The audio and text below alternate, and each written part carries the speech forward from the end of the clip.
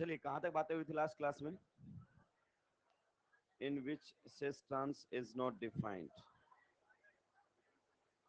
ये सब बातें हो रही थी क्या? चलिए ये अगला क्वेश्चन, इसी में ही अगर अपन बात करें तो हम इस प्रकार से बात करेंगे। यहां पर Cl लगा हुआ है, यहां पर Br लगा हुआ है और यहां पर मिथाइल लगा हुआ है। वही क्वेश्चन कंटिन्यू है भाई। यहां पर हमारे सामने है Cl, यहां पर है Br, यहां पर है F और यहां पर है I। क्वेश्चन चल रहा था in which of the following cis trans is defined. Clear? इस प्रकार से हम बातें कर रहे थे। अगले में बताइए, क्या हम सिस ट्रांस की बातें कर सकते हैं कि नहीं कर सकते हैं? हमने एक बात बताई थी, same oblique similar, same oblique similar. अब देखिए ये क्वेश्चन, ऐसा सिमिलर क्वेश्चन आया एआईपीएमटी के अंदर। किसके अंदर आया? एआईपीएमटी के अंदर ऐसा एक क्वेश्चन आया था और उसी क्वेश्चन के बेसिस पर हम ये बातें कर रहे हैं। और उसने यहां पर सिस ट्रांस को डिफाइंड किया था, क्योंकि आप लोग नॉर्मली जो बातें पढ़ते हैं कि दोनों साइड कम से कम एक एटम या ग्रुप क्या होना चाहिए? कॉमन, सेम होना चाहिए। कई बार सिमिलर से भी काम चलेगा। बताइए सबसे पहले क्या ये जीआई करेगा जो आपके सामने दिया हुआ है? अगर ये ज्योमेट्रिकल आइसोमेरिज्म करेगा तो हम चेक करेंगे क्या हम यहां पर सिस ट्रांस को डिफाइंड कर सकते हैं या नहीं कर सकते। देखिए इधर अगर अपन बात करें तो हैलोजन कितना है? एक। और उधर भी हैलोजन कितना है? एक। तो आप हैलोजन हैलोजन के रेफरेंस में यहां पर बातें कर सकते हैं। क्लियर? हैलोजन, दोनों हैलोजन डबल बॉन्ड के किधर है? गौर से देखकर बताइए, दोनों हैलोजन डबल बॉन्ड के किधर है? Same side. तो ये हमारे सामने रहेगा सिस। क्या रहेगा? सिस। आगे बात समझ में? और हैलोजन नहीं देखना चाहते तो आप एल्काइल ग्रुप देखो, इधर एल्काइल ग्रुप और एल्काइल ग्रुप किधर है? Same side. आगे बात समझ में? तो भी आप कह सकते हैं ये सिस है। तो इस टाइप के में भी कभी सिस ट्रांस डिफाइंड हो जाता है। अगर मैंने आपको याद दिलाया हो कि यहां पर X है, यहां पर Y है, यहां पर W है और यहां पर Z है। देखो चारों ग्रुप अलग हैं, फिर भी हम यहां पर सिस ट्रांस की बातें कर सकते हैं। ये एआईपीएमटी में आया हुआ क्वेश्चन है। अब नेक्स्ट में बताइए, क्या सिस ट्रांस डिफाइंड हो सकता है? तो इसमें तो डिफाइंड है। नेक्स्ट में क्या सिस ट्रांस डिफाइंड हो सकता है? अब देखो ये चारों एकदम क्या है? अलग। अब नहीं कर सकते, क्योंकि अगर यहां पर आपने हैलोजन देखा तो इधर हैलोजन एक नहीं कितने हैं? दो। और इस हैलोजन के इस रेफरेंस में क्लोरीन के रिस्पेक्ट में फ्लोरीन हैलोजन देखोगे तो सिस और आयोडीन देखोगे तो ट्रांस। तो यहां सिस ट्रांस डिफाइंड नहीं है। हालांकि ये मॉलिक्यूल जीआई कर रहा है, लेकिन यहां पर आप सिस ट्रांस नेमिंग नहीं कर सकते। यहां पर आप सिस ट्रांस नेमिंग नहीं कर सकते। क्या ये बात आपको क्लियर हो गया है? तो क्वेश्चन कई बार ऐसा भी आता है, which of the following will show cis trans isomerism, यानी कि जिसमें ज्योमेट्रिकल आइसोमेरिज्म हो रहा हो और सिस ट्रांस क्या हो? डिफाइंड हो। ठीक है? अब आप जानते हैं जीआई करते हुए भी यहां पर आप डबल बॉन्ड की कॉन्फ़िगरेशन सिस ट्रांस से तो नहीं बता सकते, तो फिर आपको एक नया नेमिंग सिस्टम यहां पर चाहिए, और वो कौन सा आने वाला है? EZ। तो नेक्स्ट अब हमारे सामने रहेगा EZ कॉन्फ़िगरेशन। नेक्स्ट जो हमारे सामने रहेगा वो कौन सा रहेगा? EZ configuration. कौन सा रहेगा? EZ configuration. अब आपको बताया जाएगा कि EZ कहां से आया है। नेक्स्ट हमारे सामने रहेगा EZ कॉन्फ़िगरेशन।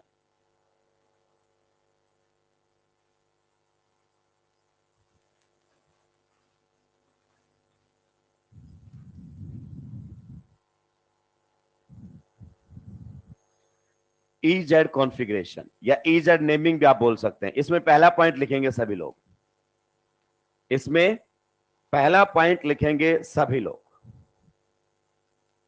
देखिए EZ configuration is based on CIP sequence rules.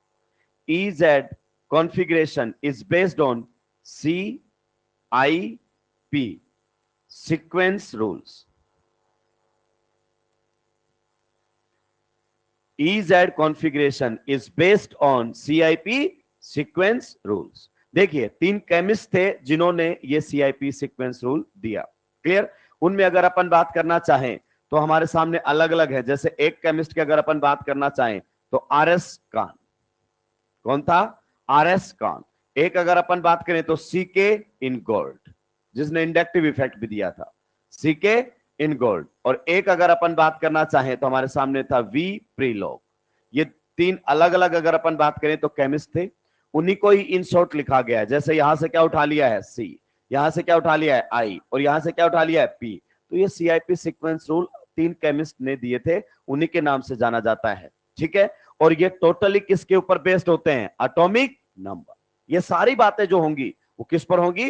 Atomic number पर। तो नेक्स्ट पॉइंट लिखेंगे, CIP sequence rules are based on atomic number. CIP sequence rules are based on atomic number. जो CIP sequence rule हैं वो किस पर based है? Atomic number पर बेस्ड है।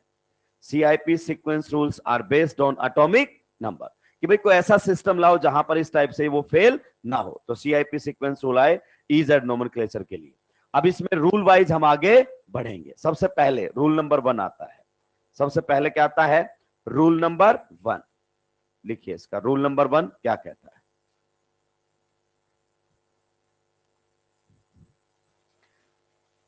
Priorities are assigned, priorities are assigned, priorities are assigned to the atoms or groups. Priorities are assigned to the atoms or groups attached to RRS, attached to RRS, RRS, restricted rotatory system. Priorities are assigned to the atoms or groups attached to RRS. Clear? Next, full stop के बाद, हाँ इसी में ही, atom having higher atomic number, atom having higher atomic number, atom having higher atomic number will receive high priority. Atom having higher atomic number will receive high priority. And atom having lower atomic number, and atom having lower atomic number will receive low priority, will receive low priority. अगर atom के लो atomic number है तो low priority दी जाएगी, high atomic number है तो high priority दी जाएगी। अब हम यहां पर बात करेंगे, मेरी बात को ध्यान से सुनेंगे। मान लीजिए यहां पर आपका क्या है? ये RRS, ठीक है। इस RRS पर कोई एटम या ग्रुप इधर जुड़ा होगा, कोई एटम या ग्रुप इधर भी जुड़ा होगा। ध्यान से सुनते रहना भाई मेरी बात को। अगर यहां पर जो डायरेक्टली अटैच्ड एटम है, पहला एटम जो इस RRS से सीधा जुड़ा हुआ है, ये क्या है? RRS, restricted rotatory system.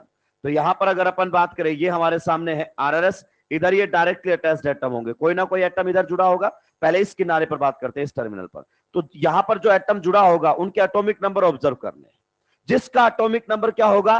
ज्यादा, उसको क्या प्रायोरिटी देंगे? High priority. तो उसको दे देंगे हाई प्रायोरिटी। और इधर जिसका एटॉमिक नंबर कम होगा उसको क्या देंगे? Low priority. इसी प्रकार से इधर आएंगे, इधर भी कोई ना कोई एटम डायरेक्टली तो जुड़ा ही होगा, तो जिसका एटॉमिक नंबर ज्यादा होगा उसको क्या देंगे? High priority. जिसका एटॉमिक नंबर कम होगा उसको क्या देंगे? Low priority. एंड फिर हम इस प्रकार से चेक करेंगे जैसे हम किस में चेक करते थे? Cis trans. इन दोनों कार्बन के न्यूक्लियस से पास होने वाले एक लाइन खींचेंगे और देखेंगे प्रायोरिटीज किधर हैं। जैसे हाई हाई प्रायोरिटी किधर है? Same side. Low low priority किधर है? Same priority. मतलब सेम प्रायोरिटी सेम साइड है, तो फिर उसको हम बोलेंगे कि इसका कौन सा कॉन्फ़िगरेशन है? जेड कॉन्फ़िगरेशन है। इसका कौन सा कॉन्फ़िगरेशन है? जेड कॉन्फ़िगरेशन है। मान लीजिए कभी आपके सामने अगर ये डबल बॉन्ड इस प्रकार से बना दिया जाए, कई बार ऐसे बना देता है डबल बॉन्ड, इस प्रकार से यूं लिखा रहेगा, तो आपको पता होना चाहिए प्रायोरिटीज एक ही एटम पर लगे हुए एटम्स और ग्रुप को दी जाती है। जैसे फिर हम यहां पर देखेंगे इसका, और किधर देखेंगे? इधर। कुछ एक इधर देख लेते, दूसरा उधर देख लेते, नहीं, एक ही साइड पर जुड़े हुए एटम्स और ग्रुप। मान लीजिए इसके एटॉमिक नंबर ज्यादा है तो इसको क्या दोगे? High priority. और इसके कम है तो इसको क्या दोगे? Low priority. मान लेते हैं इसके एटॉमिक नंबर ज्यादा तो हाई प्रायोरिटी, और इसको क्या मिलेगी? Low priority. क्या मिलेगी? Low priority. तो फिर आपको इस प्रकार से देखना है, ऐसे, इस प्रकार से, and you will find same priorities are on the same side, so it is again having which configuration? Z configuration। क्या ये बात आपको समझ में आ गई है? चलिए अब देखना, ये जो Z वर्ड आया है वो जर्मन वर्ड होता है जूसामीन, वहां से आया है। क्या होता है? जूसामीन। तो जूसामीन का मतलब होता है, अगर इंग्लिश में लाएं तो उसका मतलब होता है टुगेदर। क्या होता है? टुगेदर। टुगेदर का मतलब ये बहुत सारे लोगों को समझ में नहीं आता है, मतलब सेम साइड, एक ही साइड होना। तो ये जूसामीन का पहला अल्फाबेट कौन सा उठा लिया गया है? Z। तो यहीं से आपके सामने Z कॉन्फ़िगरेशन आता है। मान लीजिए अपने यहां पर हम बोल देते सुल्टा, तो क्या उठा लेते? सह उठा लेते।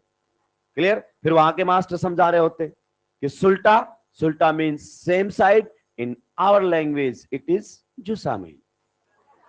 क्लियर। ये लैंग्वेज का फर्क है, क्योंकि हमारे यहां पर इतनी ज्यादा रिसर्च होती तो हमारा आधा तो टाइम इसी में निकल जाता है कि भाई ये लैटिन वर्ड है, ये जर्मन वर्ड है, ये ग्रीक वर्ड है, ये वो है, ये वो है। पहले उसको कहां से कहां कन्वर्ट करना पड़ता है, इंग्लिश में, क्योंकि हिंदी डायरेक्ट वो भी नहीं जानेगा जो कन्वर्जन जानता है।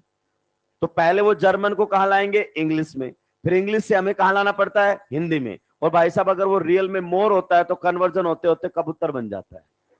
जैसे आप हॉलीवुड मूवी देखो, एक डबिंग वाली देखो और एक बिना डबिंग वाली देखो, मतलब ही बदल जाता है। वो बोलता है हे ड्यूड, हिंदी में डबिंग में आता है बीडू क्या हालचाल है, ऐसा ही आता है कि नहीं आता है।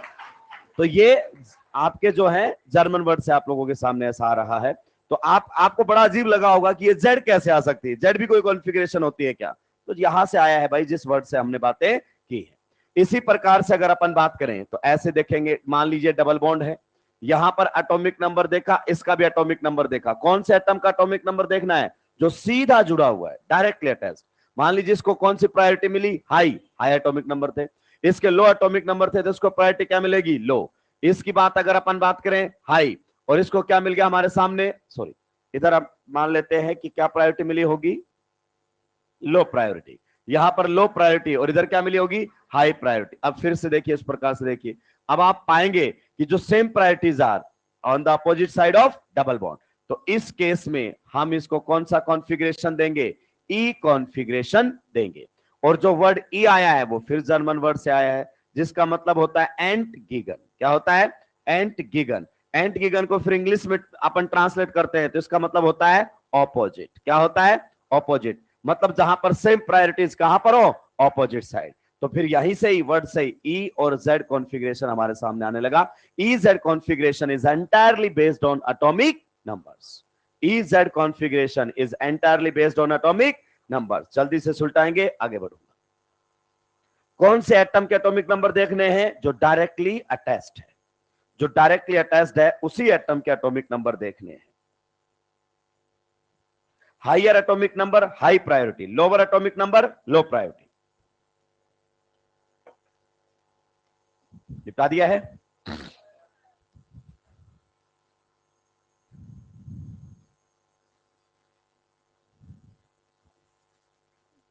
हैं?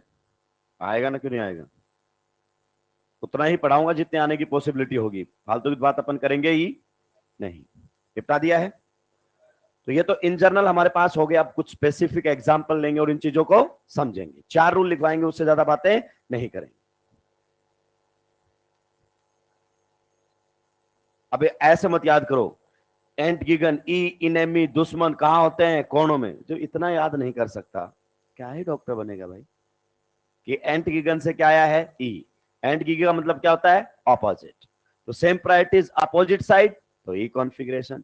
सेम प्रायोरिटीज सेम साइड, तो जेड कॉन्फ़िगरेशन। क्लियर। चलिए अब आगे बढ़ते हैं, जल्दी निपटाएंगे भाई। अब कुछ एग्जांपल्स लेते हैं जिनसे ये सारी बातें क्लियर होंगी। सारा का सारा मामला एटॉमिक नंबर बेस्ड है। सारा का सारा मामला कैसा है, एटॉमिक नंबर बेस्ड। निपटा दिया है। चलिए पहला एग्जांपल हम लेते हैं और सभी लोग ध्यान से सुनेंगे। मान लीजिए ये हमारे सामने दिया हुआ है, यहां पर लगा हुआ है फ्लोरीन, यहां पर लगा हुआ है क्लोरीन, यहां पर हमारे सामने लगा हुआ है ब्रोमीन, और यहां पर हमारे सामने लगा हुआ है आयोडीन। क्लियर। उसके बाद ये हमारे सामने है, यहां पर लगा हुआ है क्लोरीन, यहां पर हमारे सामने लगा हुआ है फ्लोरीन, यहां पर हमारे सामने लगा हुआ है आयोडीन, यहां पर हमारे सामने लगा हुआ है ब्रोमीन। क्लियर। ध्यान से सुनना। ये बताइए सबसे पहले, क्या ये RRS जो आपका है वो GI कर रहा है, यस। तो उसने क्या बोला, ये RRS का एक टर्मिनल है, ये RRS का दूसरा टर्मिनल है। कहता है इन टर्मिनल पर लगे हुए एटम्स के एटॉमिक नंबर ऑब्जर्व करो। बताओ फ्लोरीन में और क्लोरीन में से किसका एटॉमिक नंबर ज्यादा होता है, क्लोरीन। तो बोलता है इसको क्या देंगे, हाई प्रायोरिटी, और फ्लोरीन को क्या देंगे, लो प्रायोरिटी। क्लियर हो गया है। ऐसा ही बोलता है इधर भी, डिसाइड करो इस टर्मिनल पर ब्रोमीन और आयोडीन में किसके एटॉमिक नंबर ज्यादा होता है, आयोडीन। तो इसको हाई प्रायोरिटी और ब्रोमीन को लो प्रायोरिटी। पक्का, यस। फिर आप बोलता है कि वैसे जैसे सिस ट्रांस देखते थे, दोनों के न्यूक्लियस से पास होते हुए लाइन खींचेंगे, जिसे इंटरन्यूक्लियर एक्सिस बोलते हैं। क्लियर। अब देखो, same priorities are on the same side, high priority इस लाइन के किधर हैं, सेम साइड, और यहां पर भी लो प्रायोरिटी इस लाइन के किधर हैं, सेम साइड। तो उस सिचुएशन में हम इसको क्या बोल देंगे, जेड कॉन्फ़िगरेशन। क्या बोल देंगे, जेड कॉन्फ़िगरेशन। पक्का। चलिए इधर अगर अपन बात करना चाहें तो ध्यान से देखेंगे, इसमें भी पहले इन दोनों को गौर से ऑब्जर्व करो। देखो दोनों एक साइड क्या जुड़ा है, Br आयोडीन, इधर भी ब्रोमीन आयोडीन, उधर फ्लोरीन क्लोरीन, उधर भी फ्लोरीन क्लोरीन, केवल स्पेस में चेंज है, कनेक्टिविटी क्या है, सेम। अब अगर अपन बात करें तो इसको क्या मिलेगी, हाई प्रायोरिटी, क्योंकि इसका एटॉमिक नंबर क्या है, ज्यादा। ऐसे नहीं देखना है कभी भी, ऐसे डिसाइड होती है प्रायोरिटीज, एक ही टर्मिनल पर जुड़े हुए एटम्स पर।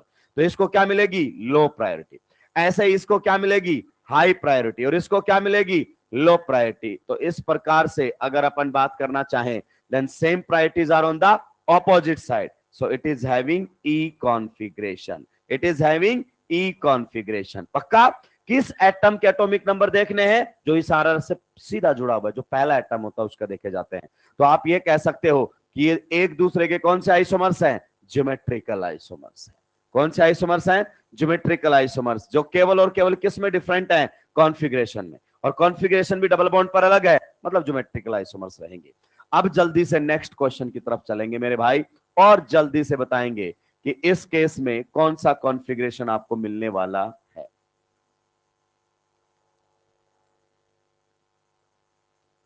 जल्दी से आपको बताना है कि इस केस में कौन सा कॉन्फ़िगरेशन यहां पर रहेगा। दो क्वेश्चन मैंने सोल्व किए हैं, तीसरा क्वेश्चन आपके पास है।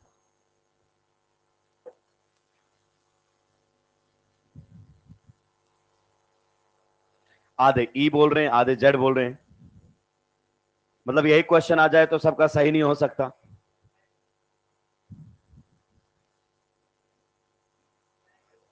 वो ऑप्शन वहां ऐसा होता है, आप बाद में आंसर चेंज कर सकते हैं, ऐसे कोई डरने की जरूरत नहीं।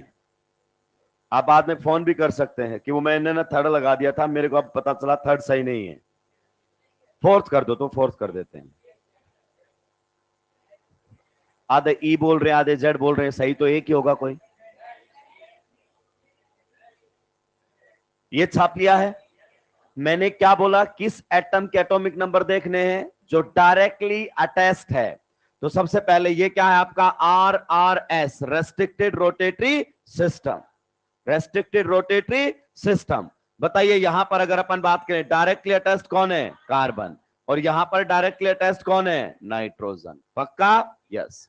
अब बताओ किसके एटॉमिक नंबर ज्यादा है, nitrogen, it will receive high priority and it will receive low priority. क्या ये बात आपको समझ में आ गई है। अब आते हैं इधर, बताइए इधर अगर अपन बात करना चाहें, डायरेक्टली अटैच्ड एटम कौन है, फ्लोरीन। यहां सल्फर है या कार्बन, यहां पर एटम जो जुड़ा हुआ है वो कार्बन है। दिमाग से पैदल लोगों एक बात ध्यान रखना, स्टीरियो केमिस्ट्री में तुम्हें वही दिखेगा वो जो वो दिखाना चाहता है, निपटा देगा। स्टीरियो का मतलब ही क्या होता है, नजरों का धोखा। यहां खुली आंखों से धोखा होगा, यहां खुली आंखों से धोखा होगा। ये दोनों सेम चीज है कि अलग अलग हैं,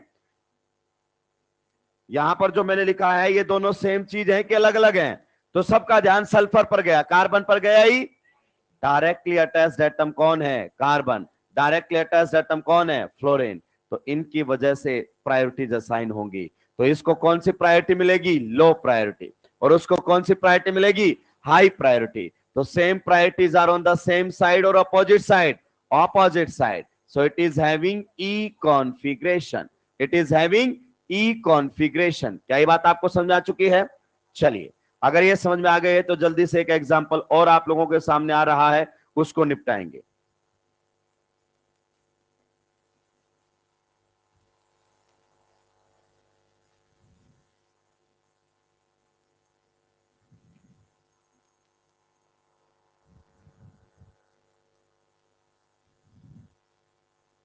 निपटाओ जल्दी से। अगर वो बात समझ में आई होगी तो इस क्वेश्चन को आप सही करेंगे।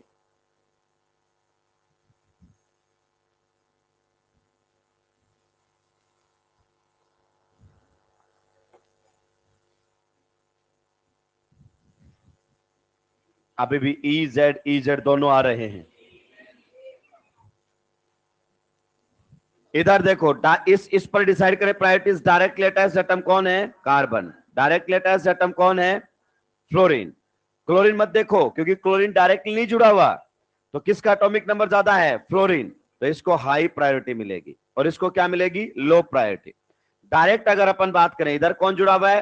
कार्बन, और उधर कौन जुड़ा हुआ है? सल्फर। किसका एटॉमिक नंबर ज्यादा है? सल्फर। तो इसको कौन सी प्रायोरिटी मिलेगी? हाई। और इसको कौन सी मिलेगी? लो। अब आपको कैसे चेक करना है? ऐसे इंटरन्यूक्लियर एक्सचेंज ऐसे एक्सटेंड करनी है। अब आप देखो, अगर अपन बात करना चाहें, इधर सेम प्रायोरिटी सेम साइड है क्या? नहीं, सेम प्रायोरिटीज इस लाइन की अपोजिट साइड है। Then again it is having E configuration. हाँ या ना? जल्दी से निपटाइए, आगे बढ़ूंगा। ऐसी गलतियां की तो हड्डियां तोड़ दूंगा मैं। जल्दी से निपटाइए इसको।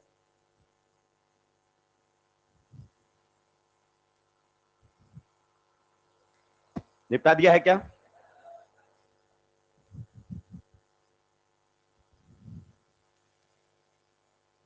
नेक्स्ट अब हमारे सामने आएगा रूल नंबर सेकंड।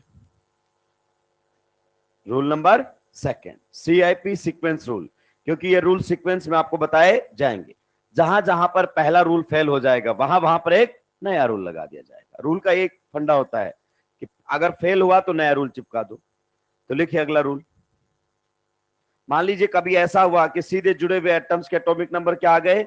सेम। तो फिर क्या करेंगे? लिखिए, if two substituent atoms, if two subsequent atoms if two subsequent atoms have the same atomic number, if two subsequent atoms have the same atomic number, comma लगाकर, the atomic numbers of, comma लगाकर, the atomic numbers of successive atoms in the group, the atomic numbers of successive atoms in the group, the atomic numbers of successive atoms in the groups are compared, समझाऊंगा मैं आपको, are compared until a difference is found. The atomic numbers of successive atoms in the groups are compared until a difference is found, until a difference is found. आगे बात समझ, आगे लिखेंगे full stop के बाद, it is the first difference, it is the first difference that determines priority, it is the first difference that determines priority. ये पहला difference ही होगा जो क्या डिफरेंस डिसाइड करेगा? Priorities. It is the first difference that determines priority, पहला difference रहेगा जो क्या डिसाइड करेगा? प्रायोरिटी। चलिए अब इस बात को समझने के लिए हम कुछ क्वेश्चंस यहां पर करेंगे। यहां पर लगा हुआ है OH, यहां पर लगा हुआ है फ्लोरीन। क्लियर?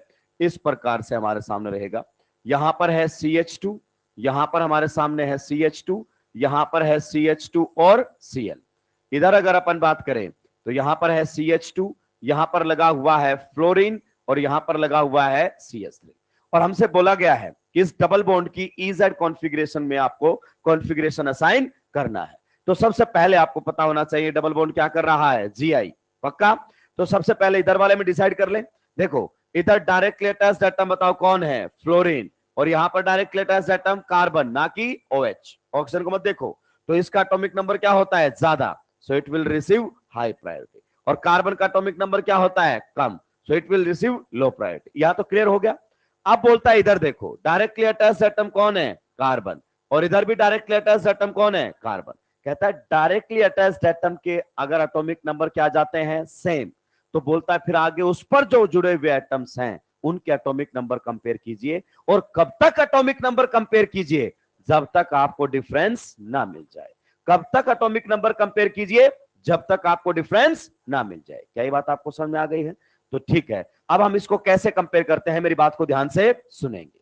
इस प्रकार से यहां पर अगर अपन बात करना चाहें तो इसको अलग करके लिख लेंगे। कार्बन और क्या जुड़ा हुआ है? हाइड्रोजन। फिर उस पर क्या जुड़ा हुआ है? कार्बन। फिर इस कार्बन पर बताओ दो हाइड्रोजन जुड़े हुए हैं, यस, और एक क्या जुड़ा हुआ है? कार्बन। फिर इस कार्बन पर आ गए हाइड्रोजन, हाइड्रोजन और कौन जुड़ा हुआ है? क्लोरीन। आगे बात समझ में? इसी प्रकार से इस ग्रुप को भी हम सेपरेटली लिख लेंगे ताकि हमें चीजें आसानी से क्लियर हो जाएं। धीरे धीरे स्पीड भी बढ़ेगी, परेशान होने की जरूरत नहीं है। ये हमारे सामने यहां पर रहेगा H, यहां पर रहेगा F, यहां पर क्या रहेगा? कार्बन। फिर से अगर अपन बात करें एच, एच और एच यही जुड़े हुए हैं क्या, तो इन ग्रुप्स को कुछ नहीं किया, कट करके वहां पर लिख दिया, कट करके वहां पर लिख दिया, ताकि हम बहुत आसानी से इनको एनालाइज कर सके। ठीक है, अब देखो डायरेक्टली अटैच्ड एटम कौन है, कार्बन। डायरेक्टली अटैच्ड एटम कौन है, कार्बन। तो आप देख चुके इन दोनों के तो एटॉमिक नंबर क्या है, सेम। तो फिर इन पर जो एटम जुड़े हुए हैं उनके एटॉमिक नंबर कंपेयर करने हैं। अब बताओ इस कार्बन पर कौन जुड़ा हुआ है, हाइड्रोजन, कार्बन और हाइड्रोजन, पक्का। तो जो जुड़े हुए उनसे ऐसे एक लाइन ड्रॉ कर लेंगे ताकि हमें पता चल जाए कौन कौन इस पर जुड़े हुए हैं। और जो जुड़े हुए हैं उनको किस में लिखना है, एटॉमिक नंबर के डिक्रीजिंग ऑर्डर में, एटॉमिक नंबर के डिक्रीजिंग ऑर्डर में। तो सबसे ज्यादा एटॉमिक नंबर किस में, किसके हैं इसमें जो जुड़ा हुआ है, कार्बन। फिर दो हाइड्रोजन है, सेम नंबर है तो लिख दो इनको, कोई दिक्कत की बात नहीं है। नेक्स्ट अगर अपन बात करना चाहें तो यहां पर ये कार्बन किस किस से जुड़ा हुआ है, इन एटम से जुड़ा हुआ है।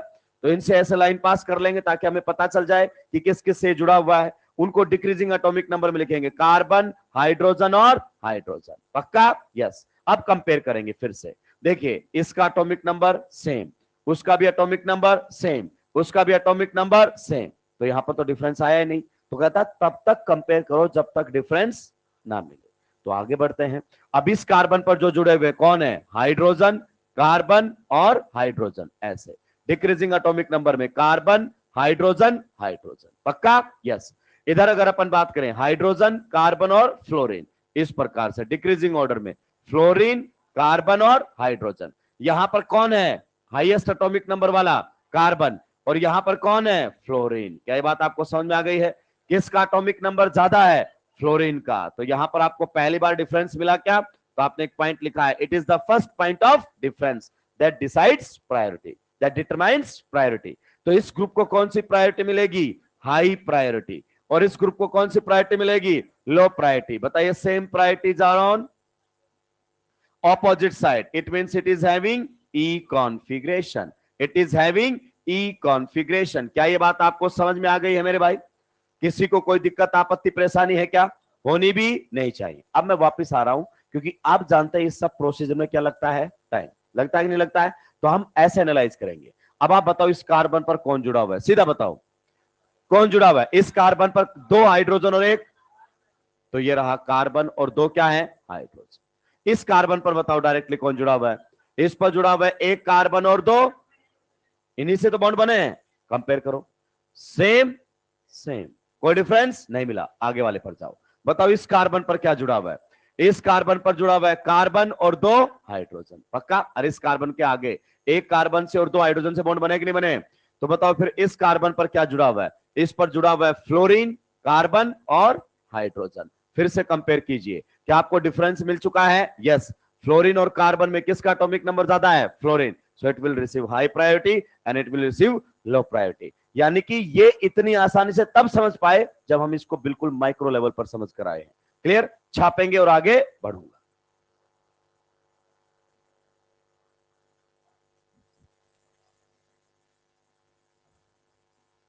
क्या लगाएंगे ना, नाम भी सीखेंगे बेटा, बिल्कुल लगाएंगे। अभी आईपैक नेम लिखेंगे,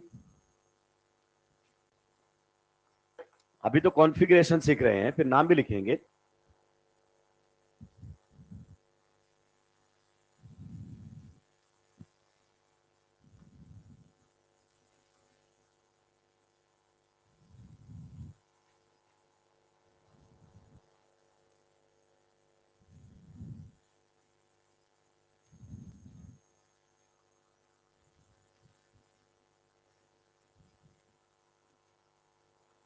उसको निपटा के नेक्स्ट क्वेश्चन पर हाथ साफ करेंगे।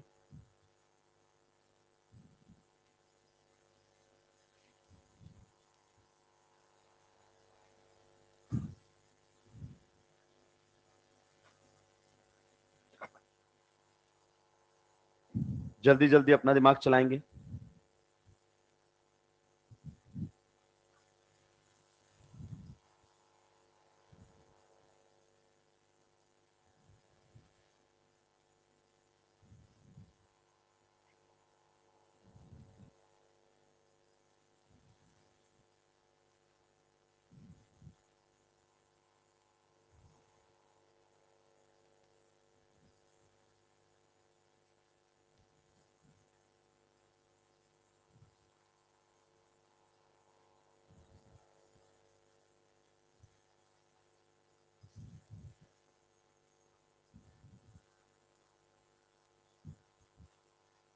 दो क्वेश्चंस आप लोगों के सामने हैं, दोनों सवालों के जवाब देंगे।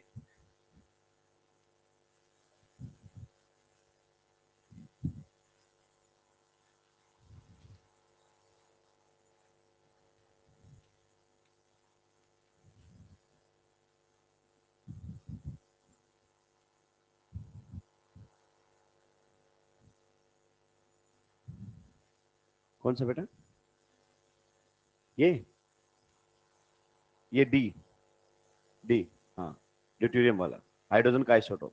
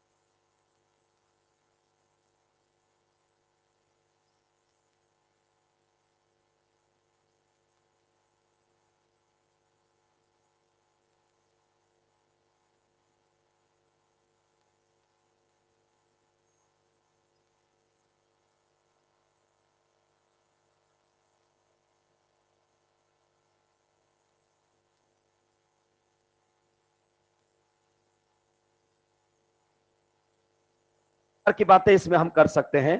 देखिए तो यहां पर मामला देखिए सेम है क्या? यस, एग्जैक्टली क्या है? सेम। आगे बढ़ो, इस पर बताइए क्या है? इस पर हमारे सामने है DHH, पक्का? यस। यहां पर भी अगर अपन बात करें HHH, चेक कीजिए सभी का एटॉमिक नंबर क्या है? सेम। अब देखो हम यहां से यहां तक आ गए, क्या हमें डिफरेंस मिला? तो अब हमें ये दोनों केवल एक चीज की वजह से डिफरेंट है, इसमें H है और उसमें D है। तो आखिरी तक हमने देखा एटॉमिक नंबर्स में कहीं कोई डिफरेंस नहीं है। Then we have to consider the mass number. अब यहां से शुरू करेंगे। मास नंबर भी क्या चल रहा है? यहां से शुरू होगा। मास नंबर भी क्या चल रहे हैं? अब सेम। एटॉमिक नंबर भी पहली बार डिफरेंस आया है किसमें? मास नंबर में। और इस केस में अब इसको प्रायोरिटी दी जाएगी और इसको प्रायोरिटी क्या मिलेगी? लो। तो ये रिसीव करेगा लो प्रायोरिटी और it will receive high priority, and again same priorities are on opposite side, so it is having E configuration. क्या ये बात आपको समझ में आ गई है? तो अब स्टार लगाकर नीचे लिखेंगे इन केस ऑफ आइसोटोप्स। पहले इसको नोट कर लो फिर हम लिख लेंगे। In case of isotopes, in case of isotopes. Voice बेटा, वॉइस टेक्निकल इश्यू आ गया होगा, कोई टेक्निकल इश्यू बहुत चल रहे हैं ना, नेटवर्क का थोड़ा इश्यू रहता है। तो स्टार लगा के लिखेंगे in case of isotopes atomic mass is considered, in case of isotopes atomic mass is considered instead of atomic number. In case of isotopes atomic mass is considered instead of atomic numbers. तो isotope के case में आपको क्या consider करना है? Atomic mass. Heavier isotope receives high priority. Heavier isotope मतलब जिसका atomic mass क्या होगा? ज्यादा। heavier isotope receives high priority. heavier isotope receives high priority. जिसका एटॉमिक मास ज्यादा होगा उसको प्रायोरिटी क्या मिलेगी? ज्यादा। क्या ये बात आपको क्लियर हो चुकी है? तो एटॉमिक मास कंसीडर करना है इन केस ऑफ आइसोटॉप्स। आगे बढ़ सकता हूं? अगर आपको ये बात समझ में आई होगी तो अभी एक क्वेश्चन आपके सामने और आ रहा है, उसका आप लोग रिप्लाई करेंगे। यहां पर है CH2, यहां पर है CH3। यहां पर अगर अपन बात करना चाहें तो हमारे सामने दिया हुआ है CH, अगर अपन बात करें D, इधर दिया हुआ है H और इधर दिया हुआ है D। जल्दी से बताओ E कॉन्फ़िगरेशन है या Z? E कॉन्फ़िगरेशन है या Z?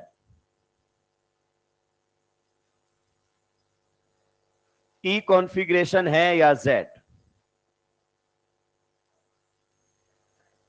नीचे वालों में दोनों आइसोटोप हैं, एटॉमिक नंबर क्या है? सेम। तो एटॉमिक मास, इसको कौन सी प्रायोरिटी मिलेगी? हाई। और इसको कौन सी प्रायोरिटी मिलेगी? Low. Directly connect, atomic number same. तो आगे जो जुड़े हुए उन पर चेक करेंगे। आप बताइए इसको कौन सी प्रायोरिटी मिलनी चाहिए?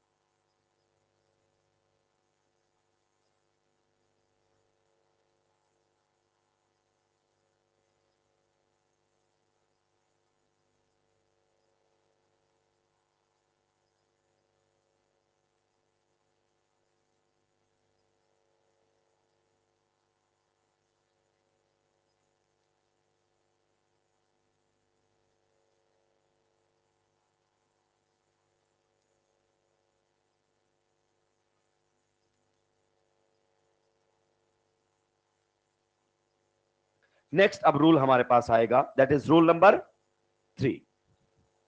रूल नंबर 3 की हम बात कर लेते हैं, फिर एक रूल और आएगा, उसके बाद खोपड़ा खराब करने की जरूरत नहीं है। इसका मतलब यह नहीं है कि इतना ही है EZ, EZ तो बहुत है, लेकिन हमें इतना ही पढ़ना है। रूल नंबर 3 लिखिए। कई बार आपके सामने मल्टीपल बॉन्ड दिखाई देंगे। क्या दिखाई देंगे?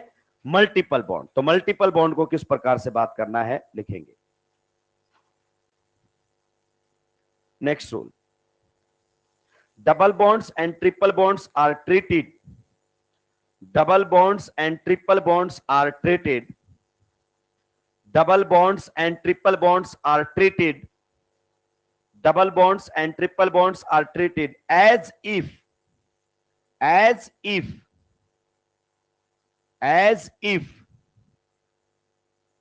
each were formed to a separate atom, as if each were formed to a separate atom. Double bonds and triple bonds are treated as if each were formed to a separate atom. उनको ऐसे treat किया जाता है जैसे कि वो एक अलग एटम से ही बने हो। क्लियर? ब्रैकेट में लिखेंगे, सेपरेट एटम के बाद ब्रैकेट में लिखेंगे Phantom atom. Phantom atom, Phantom का मतलब होता है इमेजनरी, काल्पनिक। फैंटम का मतलब क्या होता है? इमेजनरी, काल्पनिक। क्लियर? अगली लाइन में लिखेंगे, no need to satisfy the valency of phantom atom, no need to satisfy the valency of phantom atom. Phantom atom की वैलेंसी को सेटिस्फाई करने की जरूरत नहीं है, यह कहना चाहता है। No need to satisfy the valency of phantom atom. मैं जानता हूं कि अभी तक आपको बहुत ज्यादा कुछ इसमें चमका नहीं है, चलिए उसी पर ही हम चर्चा करेंगे कि भाई साहब अगर मल्टीपल बॉन्ड का इन्वॉल्वमेंट हो जाता है तो फिर हम किस प्रकार से बातें करें। अगर मल्टीपल बॉन्ड का इन्वॉल्वमेंट हो जाता है तो फिर हम किस प्रकार से बातें करें, यह आप लोगों के सामने दिया हुआ है। ध्यान से सुनेंगे, इस एग्जांपल को मुझे सॉल्व करने दीजिए। सबसे पहले देखो, there are number of multiple bonds. कौन सा मल्टीपल बॉन्ड जीआई करेगा? ट्रिपल बॉन्ड जीआई नहीं करता, ट्रिपल बॉन्ड जीआई नहीं करता, ये डबल बॉन्ड नहीं करेगा क्योंकि इधर दोनों क्या आ गए हैं? सेम। ये डबल बॉन्ड भी नहीं करेगा, इधर कौन आ गए हैं? सेम। तो एक ही डबल बॉन्ड है जो जीआई कर सकता है। तो यहीं पर ही हमें EZ की बातें करनी पड़ेंगी। सुनना, जो रूल आपने पढ़े हैं वो सीक्वेंस में अप्लाई करने हैं। सबसे पहले डायरेक्टली अटैच्ड एटम के एटॉमिक नंबर देखो, दोनों के एटॉमिक नंबर क्या है? सेम। तो उसने बोला फिर उस पर जो जुड़े हुए हैं उनके एटॉमिक नंबर देखो। लेकिन अब दिक्कत आ गई है, पाई बॉन्ड आ गया है। क्या आ गया है? Pi bond. अभी तक सिग्मा बॉन्ड थे, तो मल्टीपल बॉन्ड अगर आ जाता है किसी सब्स्टिट्यूएंट में तो फिर उसको कैसे ट्रीट करना है वो हमें सीखना पड़ेगा। ध्यान से सुनना, तो मैं इसको यहां से कट करके अलग लिख दूं। ये देखो, पहले सारे सिग्मा बॉन्ड बना लीजिए, जो सिग्मा बॉन्ड है वो बना दीजिए सबसे पहले, तो फिर बाकी बातें कब करेंगे? बाद। तो ये सिग्मा बॉन्ड तो हमने बना दिया, लेकिन आप जानते हैं कार्बन कार्बन के बीच में एक क्या है? Pi bond. तो कहता है पाई बॉन्ड को आप ब्रेक कर ले। क्या कर ले? ब्रेक। जैसे पाई बॉन्ड है, इसको आपने क्या कर दिया है? ब्रेक। यहां पर भी क्या कर दिया है? ब्रेक। और बोलता है जो पाई बॉन्ड इस कार्बन का बना हुआ था, किससे बना हुआ था? आगे देखो, ये कार्बन जो पाई बॉन्ड बनाया है, इस कार्बन ने किसके साथ बनाया है? कार्बन के साथ। तो कहता है यहां पर एक Phantom atom, imaginary carbon atom लगा दीजिए। ऐसे सर्कल में जब लिखते हैं उसको क्या बोलते हैं? Phantom atom. और कहता है अब इस फैंटम एटम की वैलेंसी को सेटिस्फाई करने की जरूरत नहीं है। कभी बोलो कि कार्बन तो कितने बॉन्ड बनाता है? 4, आपने तो एक बना के छोड़ दिया, इसकी वैलेंसी सेटिस्फाई ना करे। आगे बात समझ में? ऐसे ही इस कार्बन का क्या बना हुआ है? Pi bond. क्लियर? तो जब पाई बॉन्ड तोड़ोगे तो आधा बॉन्ड इधर और आधा बॉन्ड उधर रहेगा। तो इस कार्बन ने जो पाई बॉन्ड बना रखा था, पीछे देखो किससे बना रखा था? कार्बन से। तो यहां पर भी फैंटम एटम क्या लगा दीजिए? कार्बन। ऐसे इसका मतलब अगर इस कार्बन ने पाई बॉन्ड बनाया है तो बॉन्ड पाई बॉन्ड किससे बना था? वही फैंटम एटम जोड़ दो। और इस कार्बन ने पाई बॉन्ड बनाया है तो पाई बॉन्ड किससे बना था? वही फैंटम एटम जोड़ दीजिए। इस प्रकार से अब आते हैं नीचे वाले पर, ध्यान से देखेंगे मेरी बात को। यहां पर सबसे पहले कौन से बॉन्ड बना देते हैं? सिग्मा। क्लियर? इन दोनों के बीच में कितने पाई बॉन्ड बने हैं? 2। पक्का? पहला पाई बॉन्ड तोड़ दो, आधा इधर आधा इधर। अब बताइए, इस कार्बन का जो हमने पाई बॉन्ड तोड़ा है, इस पाई बॉन्ड को बीच से तोड़ दिया है। ठीक है? तो ये बताओ, ये कार्बन ने पाई बॉन्ड किससे बनाया था? तो आगे देखो किससे बनाया था? कार्बन से। तो यहां पर हमने क्या जोड़ दिया? Phantom atom carbon. और इस पाई कार्बन का भी जो पाई बॉन्ड आपने तोड़ा है वो किससे बना था? कार्बन से। तो फैंटम एटम क्या जोड़ दिया है? कार्बन। इसी प्रकार से दूसरे पाई बॉन्ड को निपटाएंगे। तो यहां पर ये बॉन्ड टूट जाएगा। बताइए, इस कार्बन ने पाई बॉन्ड बना रखा है, ये किससे बना रखा है? कार्बन से। और इसने भी बना रखा है, वो किससे बना रखा है? कार्बन से। बोलता है अब इसको कंपेयर करो। आपने सारे पाई बॉन्ड तोड़ दिए और उनकी जगह फैंटम एटम लगा दिया जिससे वो पाई बॉन्ड बना हुआ था। अब चेक करते हैं, डायरेक्टली अटैच्ड एटम के एटॉमिक नंबर क्या है? सेम। इसीलिए तो हमें आगे कंपेयर करना पड़ा। तो यहां पर आप इस प्रकार से चलेंगे। बताइए कौन जुड़ा हुआ है इसके ऊपर? कार्बन, कार्बन और हाइड्रोजन। पक्का? यस। इधर कौन जुड़े हुए हैं? कार्बन, कार्बन और कार्बन। अब आप कंपैरिजन करोगे, यहां तक मामला क्या है? Exactly same. वहां कौन है? हाइड्रोजन, और यहां कौन है? कार्बन। बताइए किसका एटॉमिक नंबर ज्यादा है? Carbon. So it will receive high priority and it will receive low priority. अब बच्चे क्या करते हैं? अपने दिमाग में ही शॉर्टकट बना लेते हैं कि ट्रिपल और डबल बॉन्ड में से किसको प्रायोरिटी दूंगा? ट्रिपल को। कुछ भी नहीं है, ऐसा कोई दिमाग में लाना ही। EZ में पूरा मामला क्या बेस्ड है? Atomic number based. कोई प्रायोरिटी नहीं है जो आईपीएक नेमिंग में पढ़ी थी आपने। यह एटॉमिक नंबर से काम चलेगा। अब अगर आपसे पूछे क्या आप बता सकते हो डायरेक्ट इस कार्बन पर कौन कौन जुड़ा हुआ है? ऐसे ना तो डायरेक्ट बता सकते हो। यस, ध्यान से सुनो। पहले आप बताओ इस कार्बन के किस किस के साथ बॉन्ड बने हैं? इस कार्बन ने एक बॉन्ड हाइड्रोजन और दो बॉन्ड, एक सिग्मा और एक। तो जिसने जितने बॉन्ड जिसके साथ बनाए ना उसने उतने ही एटम लगाओ इस पर। इस कार्बन ने दो बॉन्ड किसके साथ बना रखे हैं? कार्बन के साथ। पक्का? और एक किसके साथ? देखो वही आ गई ना। इधर अगर अपन बात करें, इस कार्बन के बारे में बात करो, इसने क्या कर रखा है? इसने दो बॉन्ड किसके साथ बना रखे हैं? हाइड्रोजन के साथ। पक्का? और पाई बॉन्ड किसके साथ है?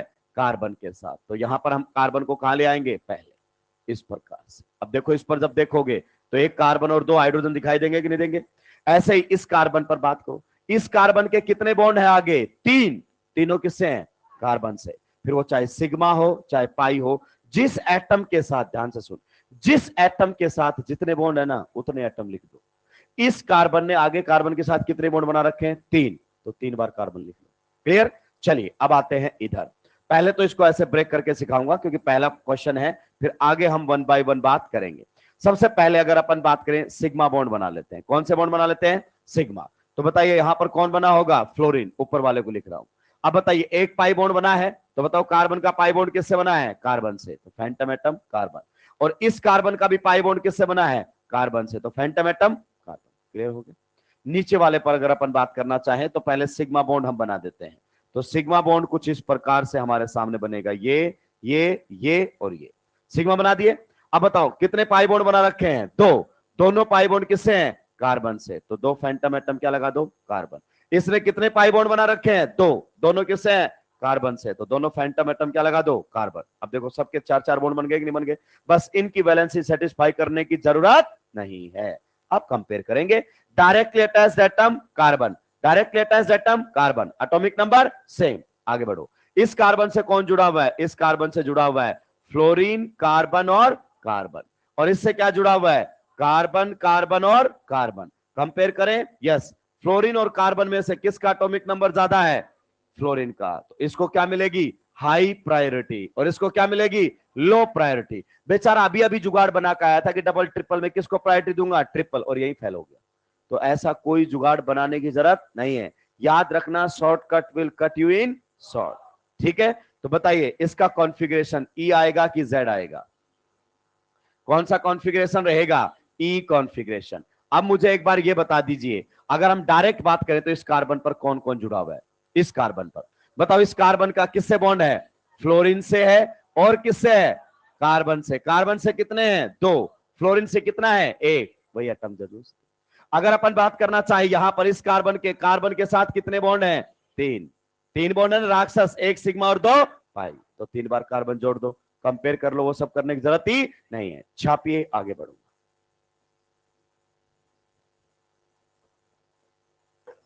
देखिए अपन बेसिक से चल रहे हैं। किससे चल रहे हैं? बेसिक से चल रहे हैं, इसलिए थोड़ा टाइम लगेगा। लेकिन अब धीरे धीरे जब क्वेश्चंस करेंगे तो पेन चलाने की जरूरत नहीं पड़ेगी। बेसिक हमेशा स्ट्रांग होने चाहिए।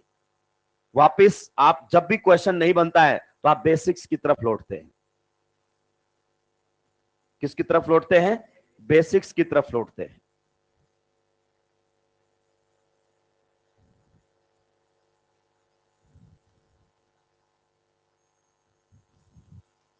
जल्दी जल्दी निपटाएंगे भाई।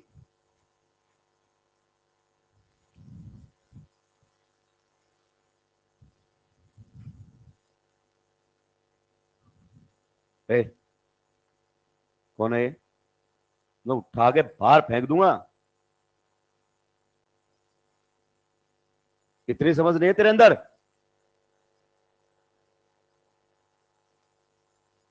अगर नौटंकी वाला मास्टर चाहिए तो नौटंकी वाला ले आओ, क्योंकि पढ़ने वाले अभी नहीं तो एग्जाम के बाद बहुत आएंगे। पढ़ने वालों की कमी नहीं है यहां पर। कितनी बार बता दिया है कि आराम से पढ़ाता हूं, इसका मतलब यह नहीं कि तेरे भाई के बराबर हूं। अगर तेरा पापा तुझसे प्यार से बात कर रहा तो उसके कंधे पे हाथ धर लेगा क्या? विशल बजा रहा है। कम से कम अपने मां बाप की तो इज्जत कर। बाजू वाले क्या सोचेगा तेरे संस्कारों के बारे में? ये कोएड बैच में बता रहा हूं, अगर अकेले बॉयज होते ना तो मैं बताता विशल कैसे बजाई जाती है। उठा के बाहर फेंक देता यहां से, या फिर तू अंदर आता या मैं ही अंदर आता। डिसिप्लिन 1% भी ब्रेक नहीं करेगा। कौन सा था? किसने बजाई थी विशल? क्लास आगे तभी बढ़ेगी जब ये बताओगे किसने बजाई थी, वरना पीछे सीसीटीवी कैमरा लगा हुआ है। कौन था वो? कौन था? अगर किसी काम करके बताने की हिम्मत ना होना तो वो काम मत किया करो।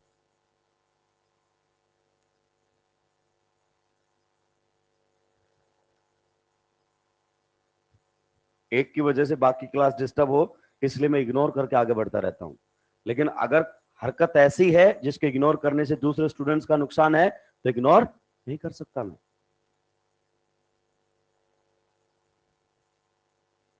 गर्ल्स बैठी हुई है तो इंप्रेस करने की कोशिश कर, तेरा बाहर जब रिजल्ट लगेगा ना सारा इंप्रेशन झड़ जाएगा, पीछे से तीसरी रैंक मिलेगी। जिस एज में बेटा तुम हो ना उस एज से निकल चुका हूं मैं। तुम्हारा बिगड़ना अभी बाकी है कॉलेज में जाके, और मैं वहां से बिगड़ के आ चुका हूं।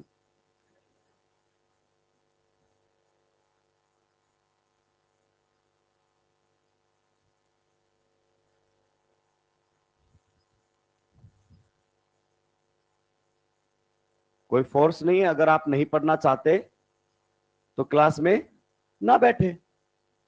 किसी ने फोर्स थोड़ी किया है, एंटरटेनमेंट के लिए थोड़ी बुलाया गया आपको कि आप मेरी क्लास में बैठो ही। बहुत सारे मास्टर होंगे जो फोन करके आपसे बातें करते होंगे, बुलाते होंगे कि आइए बेटा आइए हमारी क्लास में आइए। यहां तो साफ बोलते हैं नहीं पढ़ना तो मत आ, जो पढ़ रहे हैं उसको डिस्टर्ब मत कर। सीधी सी बात है, क्योंकि तेरा कुछ होना नहीं और दूसरे का तो कुछ होने देगा नहीं। ये स्ट्रेटजी पर चलते हैं कुछ लोग। लीजिए अगले क्वेश्चन पर हाथ साफ करेंगे जल्दी से।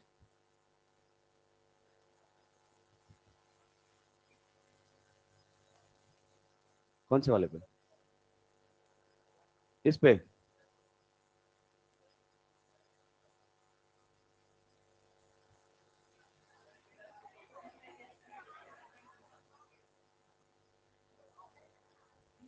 ये? अच्छा, तो इस पर कौन जुड़ा हुआ है? CH H। तो यही तो लिखा था राक्षस, यही लिखा था। ठीक है कोई दिक्कत नहीं है, इसको लगा इसने बोल दिया। ऐसी चीजों में कोई परेशानी नहीं है, आप मुझे भी बोल दोगे तो कोई परेशानी अपने ऊपर झेल सकता हूं, लेकिन डिसिप्लिन भाई साहब ये होना चाहिए। बल्कि आपके अंदर इतनी होनी चाहिए कि आप किससे बात कर रहे हो। तुम्हें क्या लगता है कि आप ऐसी बातें करके बहुत महान बन जाते हो? 5 लोग हंसते हैं, औकात का एहसास हो जाता है। आप डॉक्टर बने ना बने लेकिन एक अच्छा इंसान बने, जहां से निकले तो लोग ये कहें कि यार अच्छा इंसान है।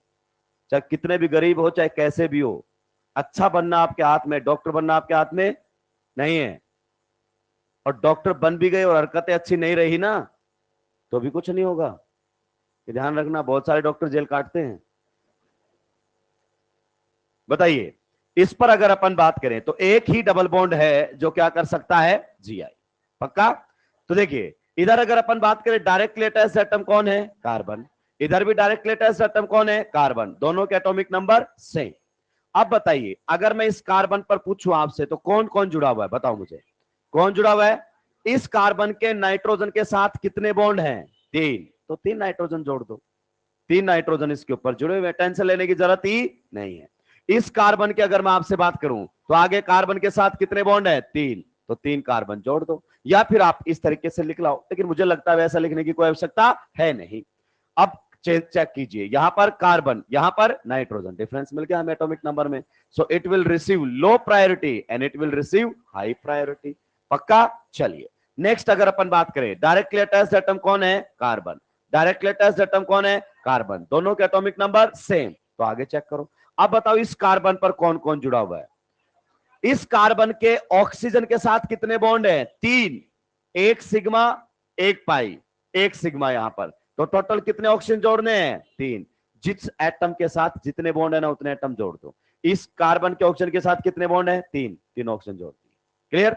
ऊपर अगर अपन बात करना चाहें तो बताइए कौन है? क्लोरीन के साथ 1, ऑक्सीजन के साथ कितने हैं? 2, डिक्रीजिंग एटॉमिक नंबर में लिख दिया।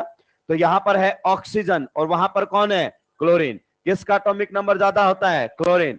सो it will receive high priority and it will receive low priority. IPSC वाला रूल मत लगा देना कि सर कार्बोक्स लिखो तो सबसे ज्यादा प्रायोरिटी मिलती है, नहीं, ईजेड चल रहा है बेटा। क्या चल रहा है? ईजेड। फिर अगर अपन बात करना चाहें तो आप चेक कर सकते हैं, same priorities are on opposite side, so it is having E configuration. इसका कौन सा कॉन्फ़िगरेशन मिलेगा? ई कॉन्फ़िगरेशन मिलेगा। अब मैं कुछ ग्रुप लिख रहा हूं, आप बताना उसको कैसे आप ट्रीट करोगे। मान लीजिए अगर अपन बात करना चाहें, हमारे सामने ये आ जाए, तो इसको कैसे आप लोग ट्रीट करने वाले हो? आपके सामने ये आ जाए तो इसको कैसे आप ट्रीट करने वाले हो? आपके सामने मान लीजिए फिनाइल ग्रुप आ जाता है, तो इसको आप कैसे ट्रीट करोगे? मतलब आपको फैंटम एटम लगाने, इन पर क्या लगाने हैं? Phantom atom. लगाइए जल्दी से, फैंटम एटम जल्दी से जल्दी लगाएंगे।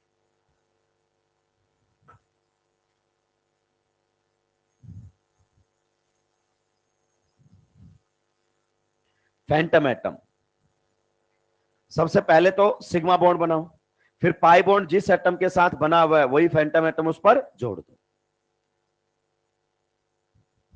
निपटा दिया है क्या सभी ने? देखो सबसे पहले अगर अपन बात करें, आप लिख सकते हैं ट्रीटेड एज, ट्रीटेड एज। इसको कैसे ट्रीट करेंगे मेरे भाई? देखो पहले कार्बन पर क्या है? हाइड्रोजन। फिर क्या लगा हुआ है? नाइट्रोजन। नाइट्रोजन पर कितने हाइड्रोजन है? 1। अब देखो कार्बन नाइट्रोजन में एक पाई बॉन्ड बना हुआ है, पाई बॉन्ड को तोड़ दो, इधर भी पाई बॉन्ड टूट गया। कार्बन का पाई बॉन्ड किससे था? नाइट्रोजन से। और नाइट्रोजन का पाई बॉन्ड किससे था? देखो सबके बॉन्ड पूरे हो गए क्या? कार्बन कितने बनाता है? 4। नाइट्रोजन कितने बनाता है? 3। कंप्लीट। इधर आ जाते हैं इसमें, यहां पर इसको मतलब ट्रीटेड एज, ऐसे ट्रीट करना है इसको। तो पहले तो सिग्मा बॉन्ड बना दो, सारे के सारे सिग्मा बॉन्ड बना दिए, यस। अब बताओ कार्बन ऑक्सीजन में पाई बॉन्ड है, यस, बॉन्ड को तोड़ दो। तो कार्बन पर क्या लगेगा? Phantom atom, oxygen. और ऑक्सीजन पर कौन सा लगेगा? कार्बन, क्योंकि कार्बन का पाई बॉन्ड ऑक्सीजन से और ऑक्सीजन का कार्बन से। क्लियर? नेक्स्ट में अगर अपन बात करना चाहें इसको किस प्रकार से ट्रीट किया जाएगा, तो मैं यहां लिखता हूं इसको, मेरे पास नीचे जगह नहीं है। तो देखो हर जहां ग्रुप लगा उसको छोड़कर हर कार्बन पर एक हाइड्रोजन है। हर कार्बन पर कितना हाइड्रोजन है? एक हाइड्रोजन है, पक्का? इसको छोड़कर अब आप पाई बॉन्ड तोड़ोगे, पहला पाई बॉन्ड इन दोनों के बीच में है, बताइए किस किस के बीच में है? कार्बन और कार्बन। तो Phantom atom carbon, Phantom atom carbon. फिर ये पाई बॉन्ड तोड़ोगे तो यहां पर क्या लगेगा? कार्बन, और यहां पर भी क्या लगेगा? कार्बन। फिर ये पाई बॉन्ड तोड़ोगे तो यहां पर भी क्या लगेगा? कार्बन, और यहां पर भी क्या लगेगा? कार्बन। तो अगर फिनाइल ग्रुप कभी आपके सामने आता है तो ऐसे आपको ट्रीट करना है, मतलब पाई बॉन्ड तोड़ दो, जिन एटम्स के बीच में बने थे वही फैंटम एटम जोड़ दो, और फैंटम एटम की वैलेंसी को सेटिस्फाई करने की कोशिश ना करें। जैसे आप बोलो सर इस कार्बन के 4 नहीं बनाए, it's a Phantom, imaginary atom, इसकी वैलेंसी सेटिस्फाई नहीं करना।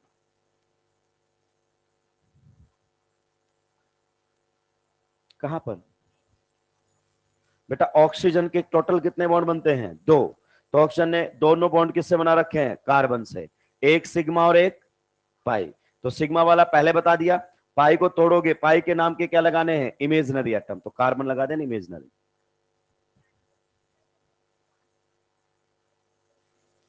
वो अलग बात है ना बेटा, अभी ये कहीं जुड़े थोड़ी हैं।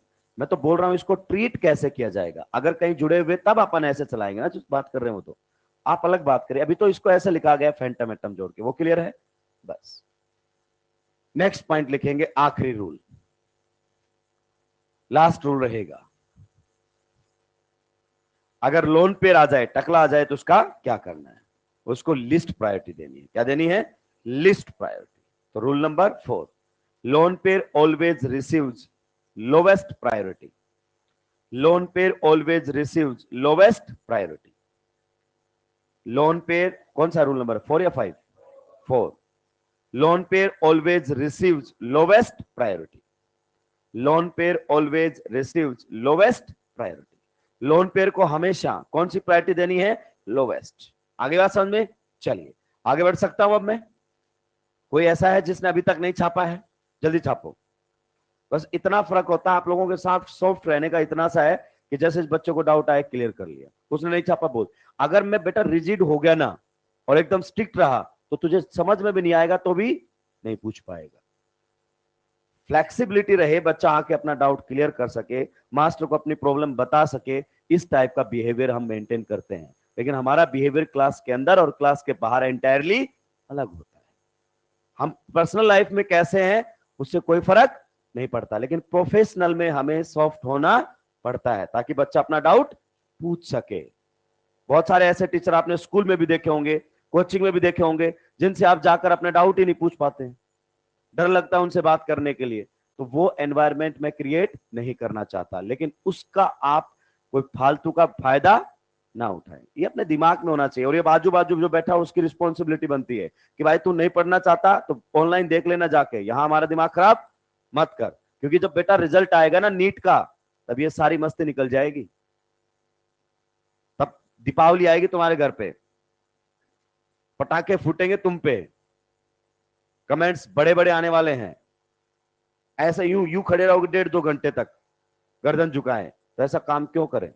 अगर पेरेंट्स ने हम पे ट्रस्ट दिखाया है कि हमारा बच्चा कुछ कर सकता है, तो कम से कम उनके पेरेंट्स के ट्रस्ट को तो ब्रेक ना करें। एक ही है, आपको बता दूं मैं, आपके पेरेंट्स जो सेल्फिश नहीं है। टीचर्स भी सेल्फिश है, हम भी सेल्फिश है, पहले हुआ करता था अब नहीं है। क्योंकि हम भी इसलिए पढ़ा रहे हैं कि भाई अच्छा हमारा फीडबैक जाए और अच्छा नाम बने, दैट्स इट। क्योंकि तुम यहां से निकल गए उसके बाद मास्टर को तुमसे कोई लेना देना, हो सकता है तुम यहाँ रहते हुए एक मास्टर तुम्हें रोज कॉल करे, रोज मोटिवेट करे, तुम्हारे पीछे पड़ा रहे, लेकिन जैसे ही तुम्हारा सिलेक्शन हुआ या नहीं हुआ, तुम उसके कस्टमर नहीं रहे, तुमसे कोई मतलब नहीं रखता है। लेकिन आपके पेरेंट्स को आपसे हमेशा मतलब रहेगा, उनके साथ कभी धोखा नहीं करना। आगे बढ़ सकता हूं, चलिए। तो नेक्स्ट हमने लिखा है कि loan pair always receive lowest priority. मान लीजिए आपके सामने यह आ जाता है और आपसे पूछा जाए कि बताइए भाई साहब इसमें ई कॉन्फ़िगरेशन असाइन करेंगे कि जेड कॉन्फ़िगरेशन असाइन करेंगे, जल्दी से बताएंगे। ई कॉन्फ़िगरेशन असाइन करेंगे या फिर यहां पर जेड कॉन्फ़िगरेशन असाइन करेंगे, आप जल्दी से बताएं। इसमें भी बताएंगे। देखिए इन दोनों में direct latest atom carbon, direct latest atom hydrogen, higher atomic number high priority, लो प्रायोरिटी। इसको हमेशा ही क्या मिलेगी, लो प्रायोरिटी, तो उसको ऑटोमेटिक क्या मिल जाएगी, हाई प्रायोरिटी। पक्का? अगर ऐसा हुआ तो आप देखिए same priorities are on same side, तो क्या बोल देंगे इसको, जेड कॉन्फ़िगरेशन। पक्का? नेक्स्ट आप बताइए, यहां पर डायरेक्ट लेटेस्ट एटम कौन है, कार्बन, यहां पर भी कौन है, कार्बन। अब बताओ इस कार्बन पर कौन जुड़ा हुआ है, इस पर एक कार्बन और दो क्या जुड़े हुए, हाइड्रोजन। अब कुछ राक्षस जूते जैसा चेहरा बना के देख रहे हैं कि ये कहां जुड़े हुए हैं, हमें तो कुछ दिख ही नहीं रहा है। तो ये यही तो ग्रुप है। तो इस पर ये रहे दो हाइड्रोजन और एक क्या है, कार्बन। इस कार्बन पर बताओ क्या जुड़े हुए हैं, इस पर तीनों कहां है, हाइड्रोजन। पक्का बॉन्ड लाइन रिप्रेजेंटेशन है ये। तो इधर अगर अपन बात करें तो इस पर कार्बन है और इस पर सारे हाइड्रोजन है, तो it will receive high priority और उसको क्या मिलेगी, लो प्रायोरिटी। क्यों? क्योंकि हाइड्रोजन का एटॉमिक नंबर कम और कार्बन का क्या होता है, ज्यादा। उसको तो हमेशा ही क्या देना है आपको, उसको तो हमेशा ही लो प्रायोरिटी देना है। तो इसको बाय डिफॉल्ट क्या मिल गया, हाई प्रायोरिटी। तो बताइए same priority groups are on opposite side और same side, same side, so it is having Z configuration.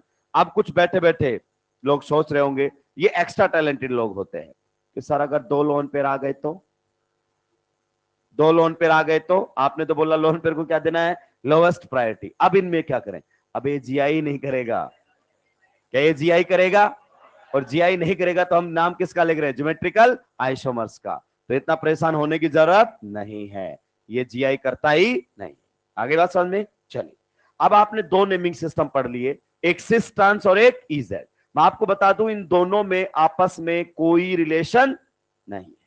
अगर कोई रिलेशन निकल कर आता है तो महज एक इत्तेफाक होगा, एक कोइंसिडेंस होगा, वास्तव में इनमें कोई रिलेशन नहीं है। तो जल्दी से इसको नोट डाउन करके दोनों एग्जांपल्स को ये स्टार पॉइंट लगाएंगे। और जल्दी का मतलब क्या होता है, जल्दी। जितना पढ़ा रहा हूं उससे ज्यादा नहीं पढ़ना, वरना सिलेक्शन होगा इसका तो नहीं पता, नहीं होगा इसकी गारंटी मैं दूंगा। क्लियरली कह रहा हूं मैं आपको, क्योंकि ईजेड आपकी एनसीईआरटी में कहीं भी इतना पढ़ लिया ये भी काफी हमारे लिए। तो नेक्स्ट स्टार लगाकर लिखेंगे, देयर इज नो रिलेशन, जल्दी लिखेंगे भाई, there is no relation, there is no relation in cis trans and EZ nomenclature. There is no relation in cis trans and EZ naming या नोमेनक्लेचर, एक ही बात है कि सिस ट्रांस और EZ में कोई रिलेशन नहीं है। क्योंकि कुछ लोग अपने दिमाग में ऐसा सोच लेते हैं कि सिस वाला Z होता है और ट्रांस वाला E होता है, ऐसा कुछ भी नहीं है, कोई रिलेशन ही नहीं है। मान लीजिए अगर अपन बात करें, एक एग्जांपल आप लोगों के सामने ऐसा रख दें, यहां पर H है, यहां पर H है, यहां पर है CS3, यहां पर है CS3, तो आपको बताना है सिस ट्रांस कॉन्फ़िगरेशन भी बताना है और EZ में भी बताना है इसका कॉन्फ़िगरेशन, सिस ट्रांस में भी बताना है और EZ में भी बताना है, ये ध्यान रहे आपको। नेक्स्ट में भी बताना है आपको, सिस ट्रांस में भी बताना है और EZ में भी बताना है। देखिए जो बातें थ्योरेटिकल अपन लिख देते हैं ना, वो चमकती ही नहीं है। क्वेश्चन आपको क्लियर करता है कि वास्तव में इस बात का मतलब क्या है। और आप देखेंगे तो 90% जो आपकी एनसीईआरटी है वो थ्योरी में लिखी गई है, थ्योरी लिखी हुई है, इसीलिए तो उसको समझ पाना मुश्किल है। और जिसको जितना आता है वो उसका उतना ही मतलब समझ लेता है।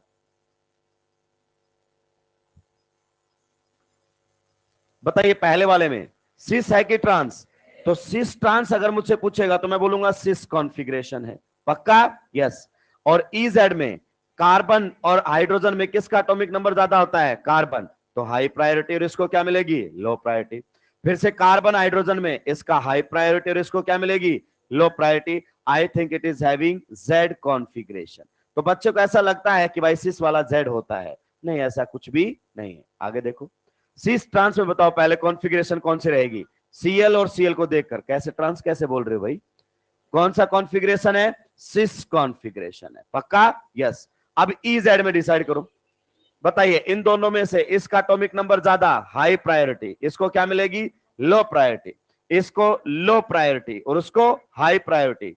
Same priorities are on opposite side of the double bond. अब देखिए इसकी कॉन्फ़िगरेशन क्या रहेगी? E configuration. तो सारे आपके भ्रम टूट गए कि भाई साहब सिस Z होता है, ऐसा कुछ भी नहीं है, कोई रिलेशन ही नहीं इनके बीच में। अगर आप कोई रिलेशन निकाल रहे हैं तो वो कोई कोइंसिडेंस हो सकता है, बाकी तो चीजें अलग है। उसमें बताओ सिस ट्रांस के हिसाब से कौन सा कॉन्फ़िगरेशन है? बिल्कुल सही जवाब दिया है, सिस ट्रांस के हिसाब से है ट्रांस कॉन्फ़िगरेशन, पक्का? यस। अब बताओ EZ के हिसाब से इसको मिलेगा हाई प्रायोरिटी और उसको मिलेगा लो प्रायोरिटी, इसको मिलेगा हाई प्रायोरिटी और इसको मिलेगा low priority, and you will find same priorities are on the same side of double bond and it is having, sorry, opposite side, same side है क्या? हाँ same side, then it is having Z configuration. ये लो, तो अगर आपके दिमाग में ऐसा चल रहा हो कि ट्रांस वाला E होता है तो ऐसा कुछ भी नहीं है, पक्का? चलिए नेक्स्ट क्वेश्चन लिखेंगे, right the IUPAC name of the given compound. जल्दी करेंगे ना भाई, चॉकलेट किस खुशी में खिलाई गई है? तो ऐसा काम करो कि तुम्हारी वजह से किसी दूसरों को चॉकलेट मिल सके, मतलब अगले साल सिलेक्शन लाओ, अच्छा सिलेक्शन लाओ, ताकि दूसरी साल जब यहां पर कोई बैठा हो तुम्हारी वजह से उनको चॉकलेट खिलाई जा सके। काम ऐसा करो कि तुम्हारा नाम क्लास में लिया जा सके, अच्छे कारण की वजह से। नाम तो तुम्हारा आ सकता है लेकिन आपकी हरकतें अच्छी होनी चाहिए। निपटा दिया है क्या? चलिए, तो आपको क्या करना है, क्वेश्चन है right the IUPAC name of the following compound, right the IUPAC name of the following compound. बढ़िया क्वेश्चन आने वाला है, आगे बढ़ जाऊं क्या? चलिए, आईयूपैक नाम में मैंने आपको कुछ बातें बताई थी। क्या बताई थी? सबसे पहला काम होता है सिलेक्शन ऑफ पीसीसी, दूसरा काम क्या होता है? नंबरिंग इन पीसीसी, पक्का? यस, ये आपके सामने दिया हुआ है। और डबल बॉन्ड की कॉन्फ़िगरेशन E या Z में लिखनी है। डबल बॉन्ड की जो कॉन्फ़िगरेशन है वो ई या जेड में लिखनी है, सिस ट्रांस में नहीं। चलिए चलाइए अपने खानदानी दिमाग को और जलील करने के अलावा भी कुछ कीजिए।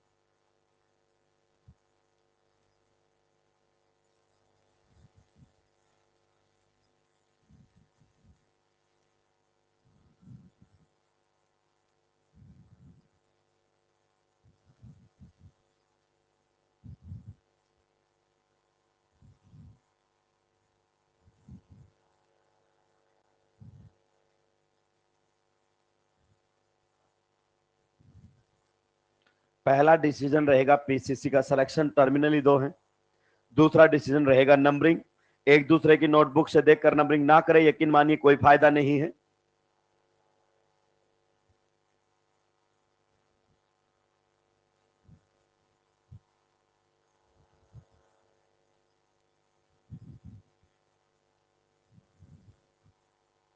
निपटा दिया है क्या? बताइए सबसे पहले नंबरिंग इधर की साइड से किया कि उधर से, लेफ्ट साइड से कि राइट साइड से? दोनों साइड से जब नंबर करोगे फंक्शनल ग्रुप को क्या मिलेंगे? सेम 1 6 मिला होगा। डबल बॉन्ड को भी क्या मिलेंगे अगर अपन बात करना चाहें? सेम। क्या मिला होगा? 2 और 4। ठीक है, इधर से भी 2 और 4।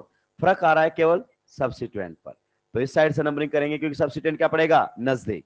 तो क्वेश्चन देखो वैसे भी बढ़िया क्वेश्चन है ये। 1, ये हमारे सामने क्या रहेगा? 2, ये रहेगा 3, ये रहेगा 4, ये रहेगा 5 और ये रहेगा 6। 2 नंबर वाला डबल बॉन्ड जीआई कर रहा है क्या?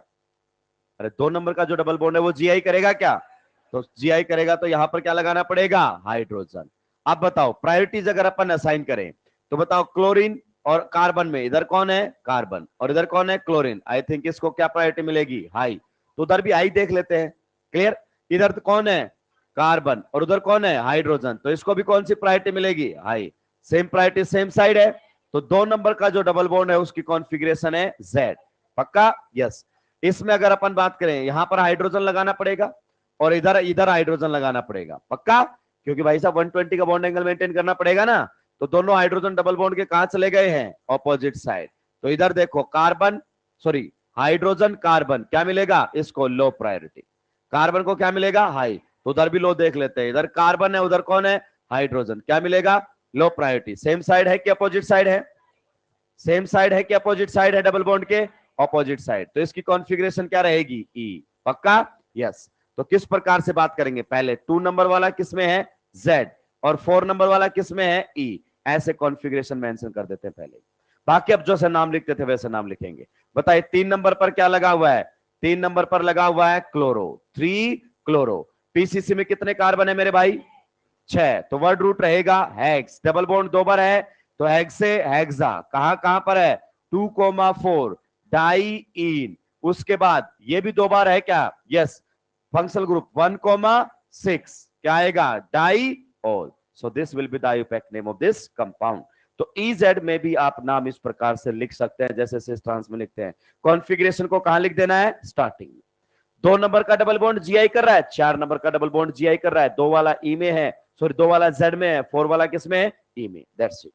तो ये आपका सामने हो गया है कौन सा? EZ nomenclature. इससे ज्यादा पढ़ने की कोई आवश्यकता नहीं है। क्लियर? चलिए नेक्स्ट जो हमारे सामने बचा है वो हल्का सा है सिन एंटी, उसको भी निपटा देते हैं। 3rd नंबर पर बस उसको फ्री कर देंगे। सिन एंटी क्या? हाँ प्रीफिक्स होते हैं ये भी। सिन एंटी कॉन्फ़िगरेशन कौन सा आएगा? सिन एंटी कॉन्फ़िगरेशन। मैं आपको बता दूं नीट में यहां से क्वेश्चन आने के चांसेस नहीं है। कारण ये है ये एनसीईआरटी में नहीं है। सिन एंटी कहीं भी नहीं दिया है, लिख तो लो कम से कम, क्योंकि यहाँ के लोग पता चले कि नहीं माने कि हमने तो पढ़ाया है, हम तो क्वेश्चन बनाएंगे। बना लो, कोई दिक्कत की बात नहीं है। ऐसा नहीं कि अपने को आता नहीं, हम पढ़ते वो हैं जो नीट में आता है, वो नहीं जो हमें आता है। तो नेक्स्ट रहेगा सिन एंटी कॉन्फ़िगरेशन। इसमें लिखिए सबसे पहला point,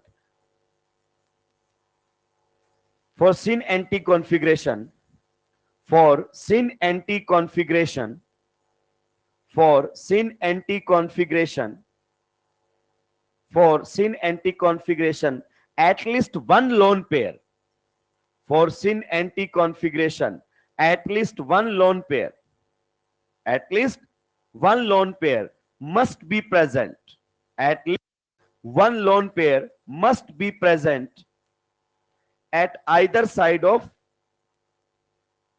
RRS. At either side of RRS. At either side of RRS. कहता है sin एंटी तभी बात करोगे, जैसे अगर अपन बात करना चाहें, ये हमारे पास क्या है RRS, तो एक तो RRS का किनारा ये है और एक RRS का किनारा ये है, कि भाई साहब दोनों साइड में से कम एक साइड पर तो क्या होना चाहिए, लोन पेयर।